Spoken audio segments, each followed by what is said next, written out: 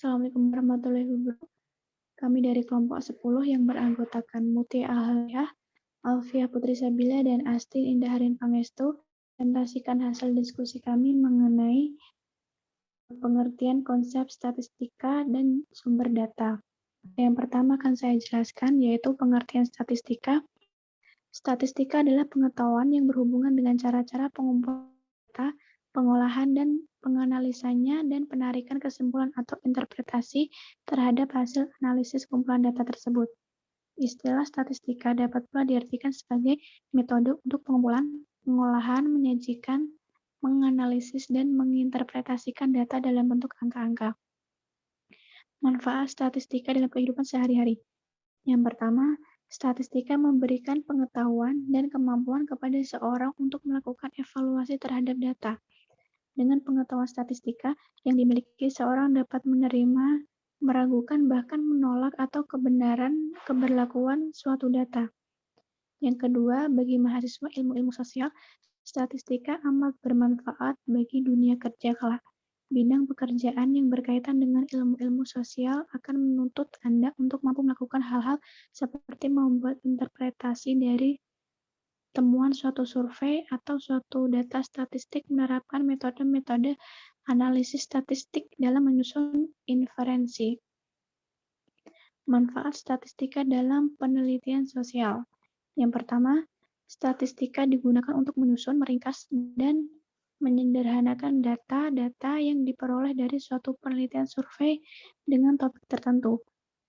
Yang kedua, statistika digunakan untuk membantu peneliti dalam merancang atau merencanakan survei atau eksperimen yang dapat memperkecil biaya untuk mendapatkan informasi dalam jumlah.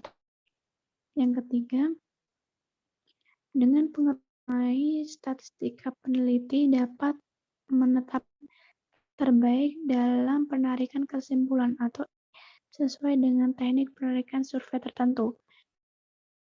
Dalam suatu kegiatan peneliti atau eksperimen terdiri dari dua kemungkinan, yaitu peneliti melakukan atau membuat keputusan tentang beberapa karakteristik atau universal yang menjadi pusat perhatian metode inferensi dalam ilmu-ilmu sosial bervariasi.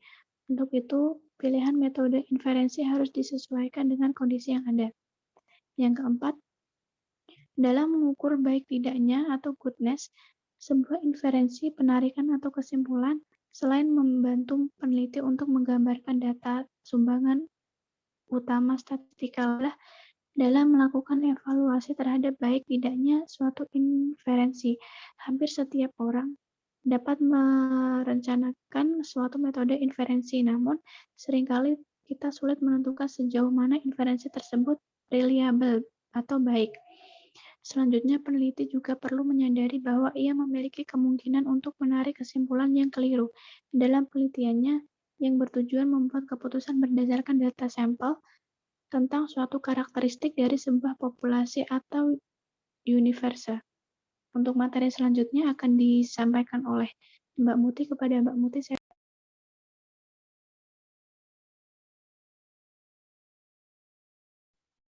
Baik, saya di sini akan menyampaikan tentang jenis-jenis statistika. Yang pertama adalah statistika deskriptif.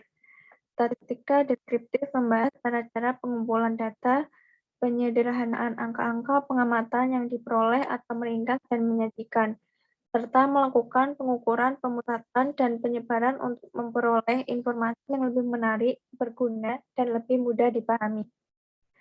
Statistika deskriptif dalam penelitian ilmu-ilmu sosial memiliki beberapa kegunaan, antara lain, yang pertama, dengan statistika deskriptif, kumpulan data yang diperoleh akan terjadi dengan ringkas dan rapi, serta dapat memberikan informasi inti dari kumpulan data yang ada.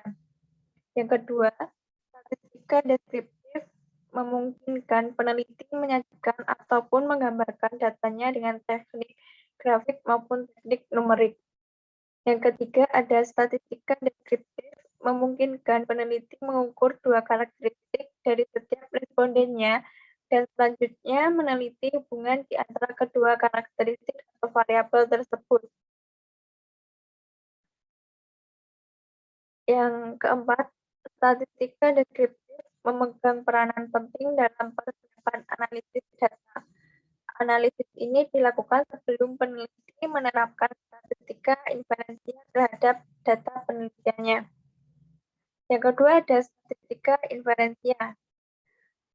Statistika inferensia membahas cara menganalisis data serta mengambil kesimpulan yang pada dasarnya berkaitan dengan estimasi parameter dan pengujian hipotesis.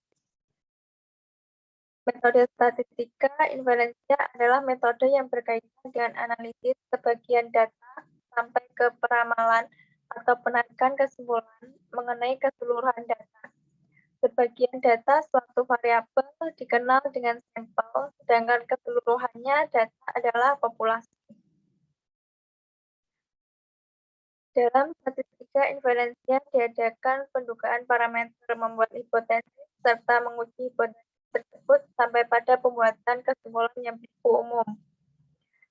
Kemudian statistika inferensia memiliki 4 karakteristik, yaitu yang pertama ada pengamatan secara acak atau random observation.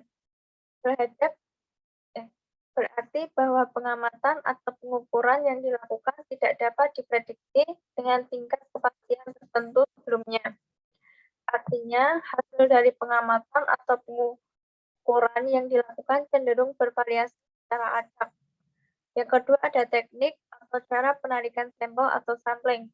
Yang ketiga ada data dalam bentuk angka atau numerical data. Maksudnya dari sampel yang terpilih secara random, peneliti akan mengumpulkan data. Data yang terkumpul tersebut merupakan pengukuran dari karakteristik setiap elemen yang terpilih ke dalam sampel. Yang keempat ada tujuan umum inferensia. Maksudnya dilakukannya penarikan sampel secara random adalah untuk menambahkan informasi dari sebagian elemen atau unsur populasi yang menjadi perhatian peneliti. Untuk selanjutnya, peneliti melakukan penarikan kesimpulan atau inferensi mengenai keseluruhan populasi. Yang ketiga ada statistika parametrik. Statistika parametrik merupakan bagian dari statistika inferensia yang mempertimbangkan nilai dari satu atau lebih parameter populasi. Sehubungan dengan kebutuhan inferensianya, pada umumnya statistika parametrik membutuhkan data yang berskala pengukuran minimal interval. Yang terakhir yaitu statistika non-parametrik. Statistika non-parametrik merupakan bagian dari statistika inferensia yang tidak memperhatikan nilai dari satu atau lebih parameter populasi. Umumnya, validitas pada statistika non-parametrik tidak tergantung pada model peluang yang spesifik dari populasi. Kemudian materi selanjutnya ada konsep-konsep dalam data dalam proses pengukuran. Yang pertama ada konstanta dan variabel.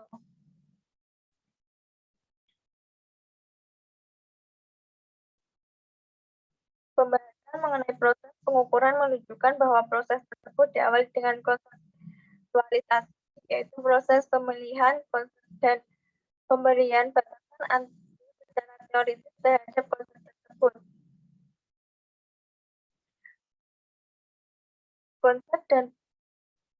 Konsep sebagai suatu ide yang diwujudkan dalam bentuk simbol dan kata-kata dapat dibedakan atas konsep yang memiliki rangkaian nilai, ukuran atau jumlah, dan konsep yang mewakili gejala yang tidak bervariasi.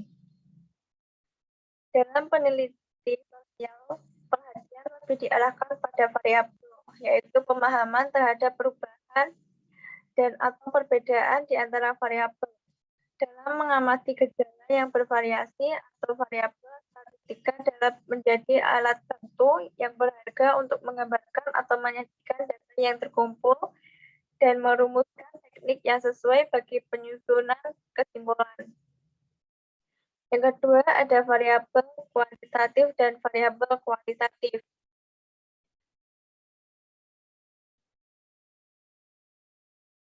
Variabel jenis pertama adalah variabel yang hasil pengamatannya bervariasi dalam jumlah atau derajat pada setiap peneliti yang dilakukan.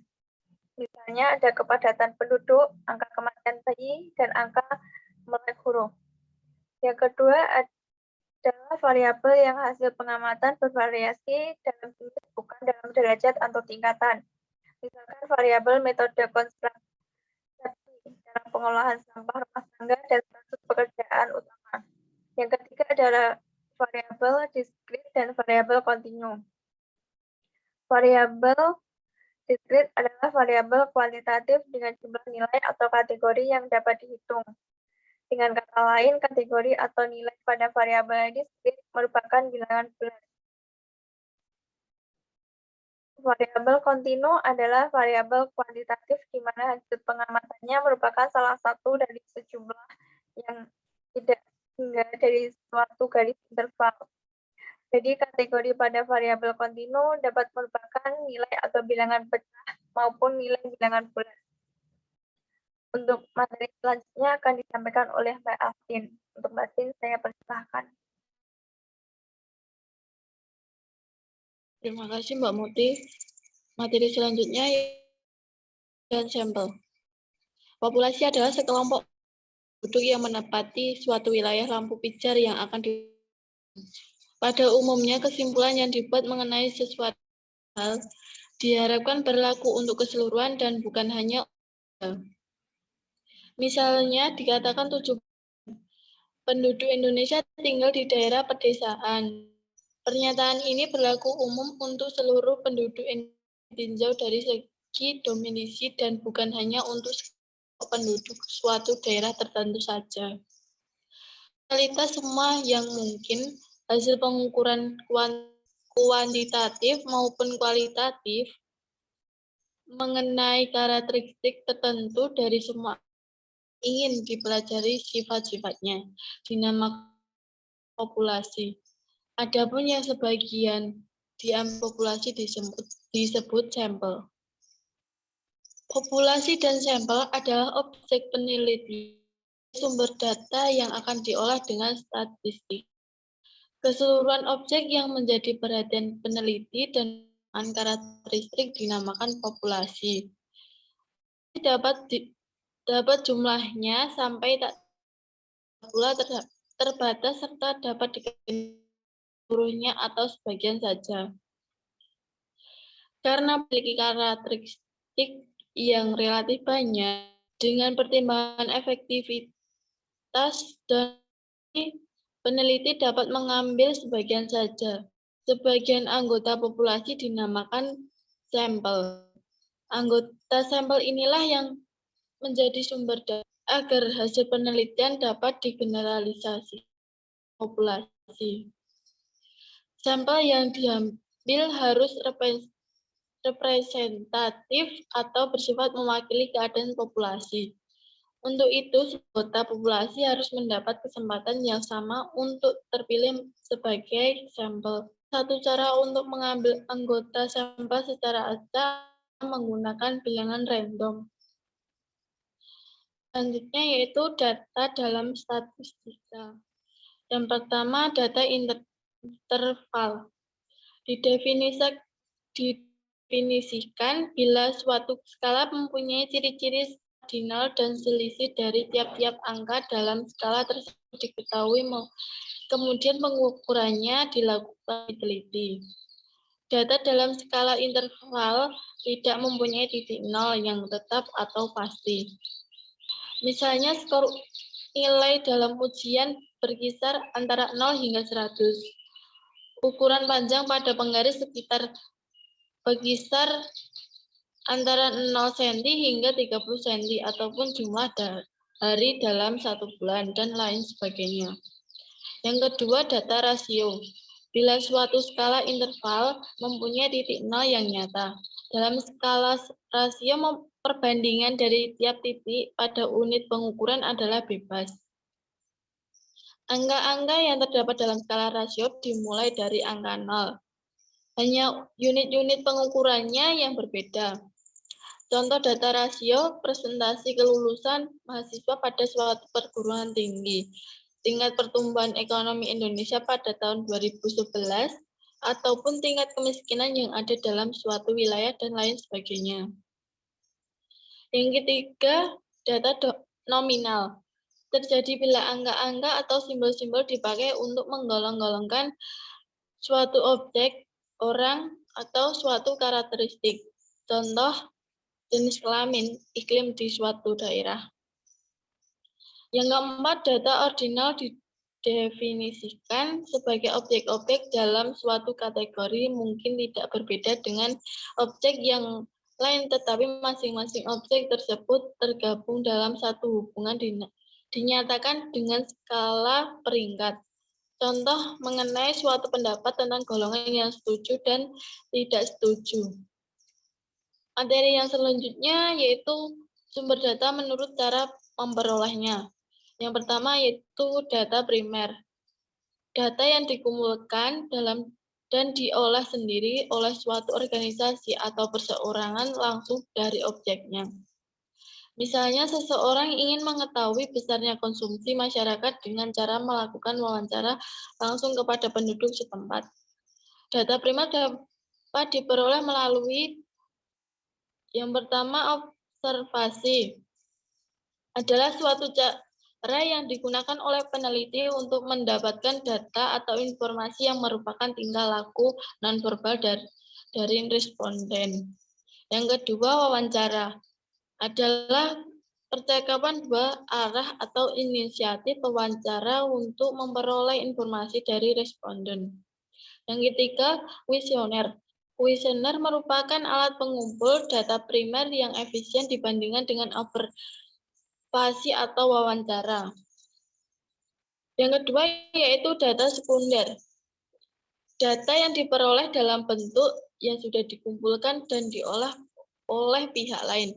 Biasanya sudah dalam bentuk publikasi. Peneliti dapat mencari data sekunder ini melalui sumber data sekunder. Pada dewasa ini sumber data sekunder makin mudah didapat, tidak terbatas kepada lembaga pemerintah saja, melainkan juga dapat diperoleh dari lembaga swasta yang membuka pelayanan permintaan data sekunder. Bagi peneliti, kekurangan data merupakan persoalan yang tidak kecil karena dapat menjadi sumber kegagalan dalam penelitian yang dilakukan. Terima kasih, itu yang dapat saya sampaikan. Saya kembali Mbak Putri. Terima kasih kepada Mbak Astin. Cukup sekian presentasi dari kelompok kami. Apabila ada salah kata, kurang lebihnya kami mohon maaf. Wassalamualaikum warahmatullahi wabarakatuh.